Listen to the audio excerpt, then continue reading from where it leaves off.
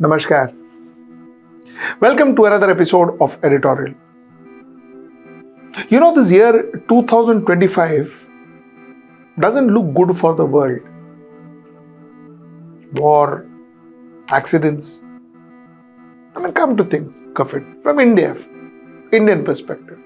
We had a war with Pakistan quite recently. A plane crashed, taking 300 plus lives. Ukraine attacked Russia, and Russia is bound to respond to that, and possibly much more intensely than what Ukraine did to Russia. And now Israel on 13th of June attacks Iran, and Iran responded by sending around 100 plus drones into Israel. So the atmosphere all around is quite scary. It's quite scary. Let's talk about the Israel-Iran conflict. And most importantly, let us talk about our role and what happens to India, which is what I'm interested in. What happens to India? That's the editorial. Let's get right into the show. Now, first of all, let us understand why did Israel attack Iran? So, let us understand it from Mr. Netanyahu's point of view first, and what his government said, and then let us put in our own views. Just have a... Moments ago, Israel launched Operation Rising Lion, a targeted military operation to roll back the Iranian threat to Israel's very survival. This operation will continue for as many days as it takes to remove this threat. For decades, the tyrants of Tehran have brazenly, openly called for Israel's destruction. They've backed up their genocidal rhetoric with a program to develop nuclear weapons. In recent years, Iran has produced enough highly enriched uranium for 9 atom bombs. 9. So, according to Netanyahu and according to his government, they say that they are very sure that Iran is getting ready to be a nuclear power. Iran is getting nuclear bombs made. So, before they do anything of this sort, Israel wants to ensure that they stop this, and Iran wants to stop this entire nuclear development in Iran. This is what Israel says. Now, mind you, is Iran doing anything of this sort? Is Iran creating nuclear weapons? One doesn't know, because I remember this was the same narrative that was spoken when Saddam Hussein was alive in Iraq, and this is what America said, that Saddam Hussein is creating nuclear stroke chemical weapons. So they bombed and they completely destroyed Iraq, and then they figured out that there was no nuclear weapon. This has happened before. Now, does that mean that Iran doesn't have a nuclear weapon? I don't know. But I find this entire thing very strange. Now, had Israel attacked Iran purely because Iran funds Houthi, Iran funds Hamas, Iran funds Hezbollah, if they were attacking Iran and trying to kind of, ensure that these fundings, and like our Prime Minister had said that, he would, finish off all the people who back terrorism. If Israel was attacking Iran to ensure that they stop backing terrorist organization like Houthi and Hezbollah and Hamas, then I could understand. But Israel is going beyond that. And I will tell you what is the confusion here. I'll tell you what is one story that we should kind of look at. You see, America has been very clear, and America has been constantly asking Iran to stop its nuclear program, to put an end to its nuclear program, because America is very sure that Iran's nuclear program is not to generate electricity or power or whatever, it is to create bombs. America is very clear. So America has been absolutely coercing Iran in all forms by sanctions and all forms to ensure that Iran stops their nuclear program. Chalo, that is one. Now on Sunday, that is tomorrow, I am on Saturday, 14th of June, tomorrow, 15th of June, America is having a last and final dialogue with Iran. Again, coercing them to ensure that they stop their nuclear program. I will read a tweet that Trump did, which will make things very clear. He says, I gave Iran chance after chance to make a deal. Deal means to stop the nuclear program. I told them in the strongest of words to just do it. But no matter how hard they tried, no matter how close they got, they just couldn't get it done. I told them it would be much worse than anything they anticipated or were told, that the United States makes the best and the most lethal military equipments anywhere in the world by far, and that Israel has a lot of it, with much more to come, and they know how to use it. Certain Iranian hardliners spoke bravely, but they don't know what was about to happen. They're all dead now. And it will only get worse. There has already been great deaths and destruction. But there is still time to make this slaughter, with the next already planned attack being even more brutal, come to an end.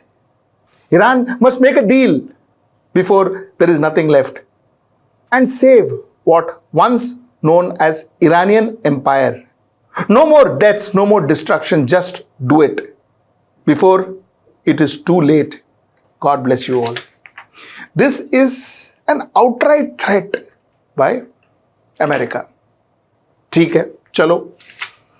Now, America says that, Babare, I threatened Iran and I continue to threaten Iran. I will even use Israel's name wherever needed. But this attack that happened on 13th of June, I have got nothing to do with it. That Israel did on their own. I have nothing to do with it. But I still say, I continue to provide weapons and I continue to tell you, Israel, Baba, very dangerous fellow. Very dangerous people. They will come and they will finish you off. I mean, the words that he used is almost that of those bhais in our Mumbaiya language, would do when they threaten people. That's the way he literally spoke. He spoke of consequences which were dire if they don't accept America's deal. It is not a deal. It is if they don't accept America's commandment. America says what America says. If they don't expect, there will be no more. There will be no Iran. There will be no Iranian empire, is what he said. And again he says that Israel, he didn't ask Israel to attack. They are doing it on their own. Now the point that I am trying to make is, this definitely looks like a tag team. America promoting Israel to attack, or America helping Israel, or Israel attacking Iran on America's behest.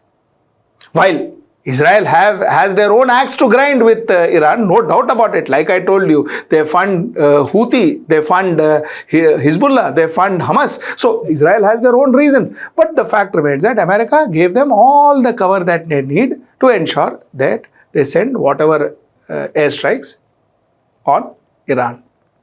This is where it stands. Now, let us understand our problem. You see, India, the first problem that we face is we are in between two friends. Israel is a very dear friend of ours. Israel has been constantly helping India whenever India needed help. Israel was among the few countries, very few countries I would put it, which actually stood by India when we were at war with Pakistan. Strongly stood by India. So at one end, you have Israel. On the other hand, you have Iran, which has been very good to India, through and through. We had a fairly decent relationship with Iran.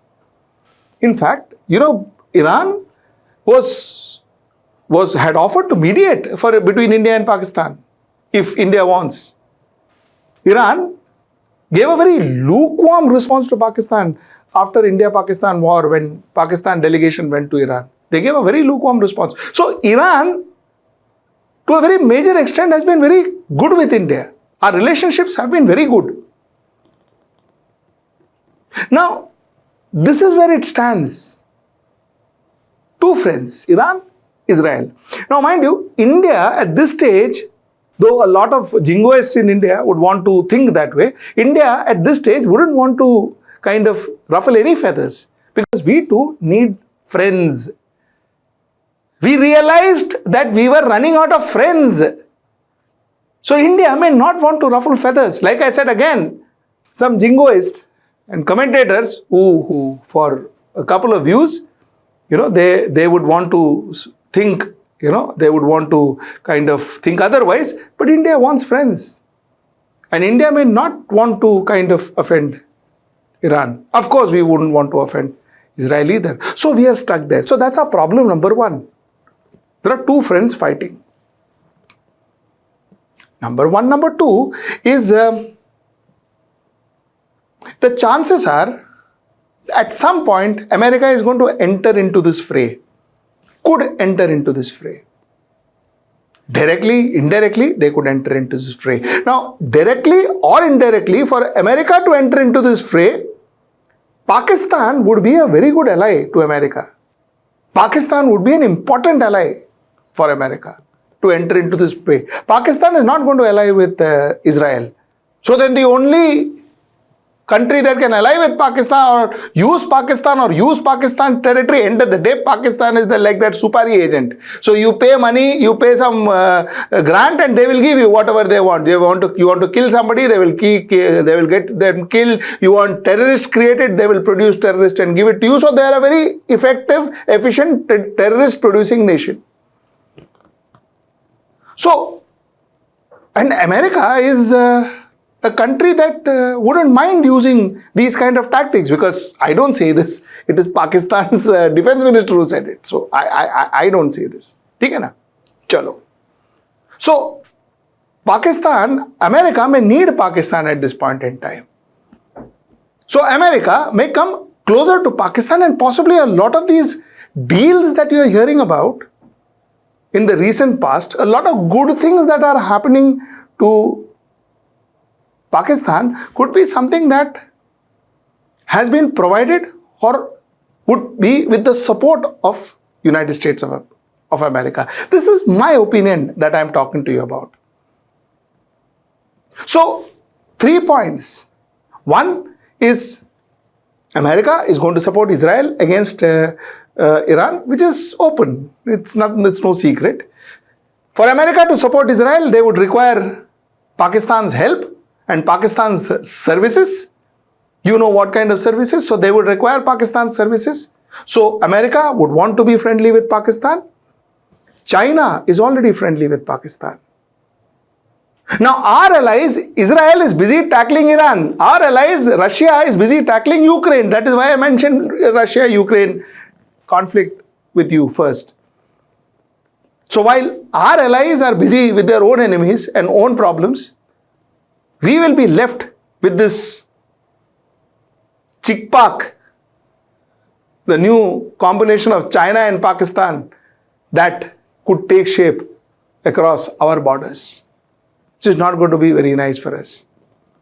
Because America may not want to engage with Pakistan, and China will definitely use this opportunity to again possibly pay Pakistan, incentivize Pakistan to create problems in our border.